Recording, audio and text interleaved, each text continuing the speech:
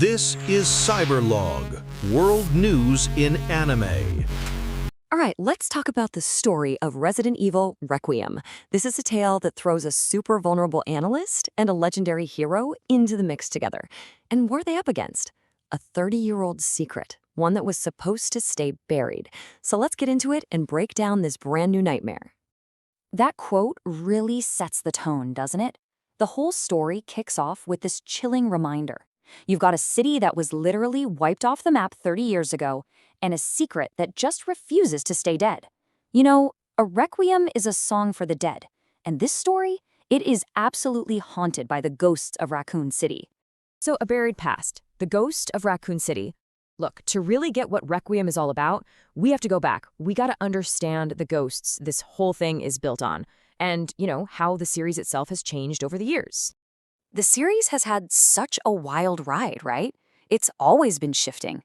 It started back in '96 with that slow burn, pure survival horror, you're counting every bullet. Then, bam, 2005, Resident Evil 4 drops, and it's all about high-octane action, Leon suplexing everyone. Then, in 2017, it swings right back to its terrifying roots with RE7. And this constant evolution, it's so key, because Requiem is promising to blend the absolute best of both of those worlds. Okay, next up, the analyst's mission. We're going to meet Grace Ashcroft. And let me tell you, she is not the hero you're expecting to see in the Resident Evil universe. Not at all. Yeah, so forget everything you know about Resident Evil protagonists. Forget the boulder-punching heroes, the special ops badasses. We're talking about Grace Ashcroft. She's an introverted FBI analyst. She sees the world through logic, through data, not through the sights of a gun. So when this nightmare kicks off, she has to rely on her wits. There's no weapons locker coming to save her. And what really drives Grace? Well, it's deeply, deeply personal. See, her mother, Alyssa, she was a survivor of the original Raccoon City incident. But years later, she died under some really mysterious circumstances at this place called the Wrenwood Hotel. And guess where Grace is being sent now? To that exact same hotel. This isn't just a case for her. It's a full-on personal quest to find out what or who killed her mom. So the key thing to get here is just how vulnerable you are. When you're playing as Grace, every single shadow is a threat. Every little sound could be your last. Seriously. Your goal isn't to fight these monsters head-on. No way. It's to outsmart them, to evade them, to just survive. All right, on to our next player, the Legends Hunt, the return of Leon S. Kennedy. Because, Grace isn't the only one digging into this 30-year-old mystery. A certain legend is on a separate but very, very connected investigation. That's right, people. Leon S. Kennedy is back. The man, the myth, the legend. Think about it. The rookie cop who somehow survived Raccoon City on his very first day on the job, he's now this older, more seasoned agent. And he's on the trail of a conspiracy that goes all the way back to the beginning. And what he's finding is chilling. He's uncovering this pattern. The people who made it out of Raccoon City alive all those years ago, they're being hunted down, one by one. Someone is systematically erasing the past, silencing the survivors. And Leon's investigation, it's pointing him straight towards one of the architects of that original horror, a former Umbrella scientist. Two paths, one requiem, a collision course. So you've got these two separate investigations. How do they connect? Well, they're absolutely on a collision course. And this is where the story gets really, really clever.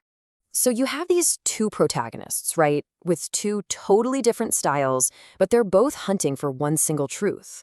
Grace and Leon are basically solving different pieces of the exact same puzzle. The story uses this dual protagonist thing, and it's brilliant.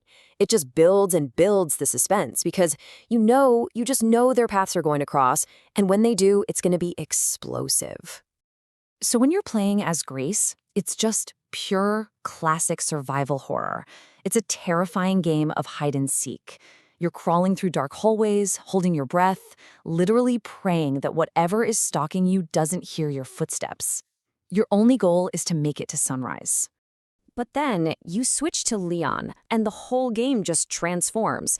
Suddenly, it's this thrilling action horror experience. You're unleashing firearms, pulling off melee combos, and executing that famous German suplex.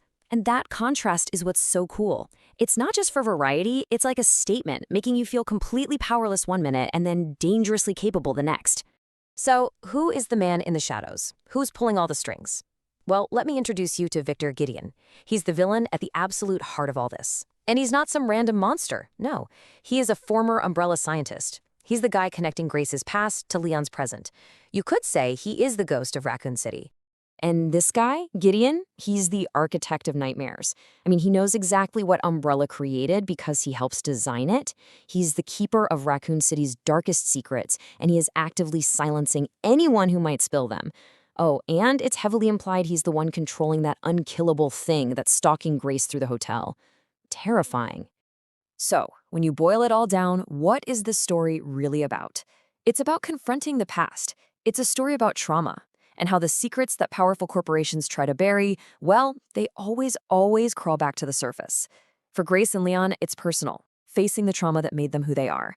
And really, for the whole franchise, it's about going back to its roots to tell a story that feels more vital than ever. So you've got two incredible heroes, one hidden truth. They're on a collision course with this dark, 30-year-old secret. And you just have to wonder, by blending that pure, terrifying survival horror with that high-octane action, is this the horror comeback story that the entire genre has been waiting for?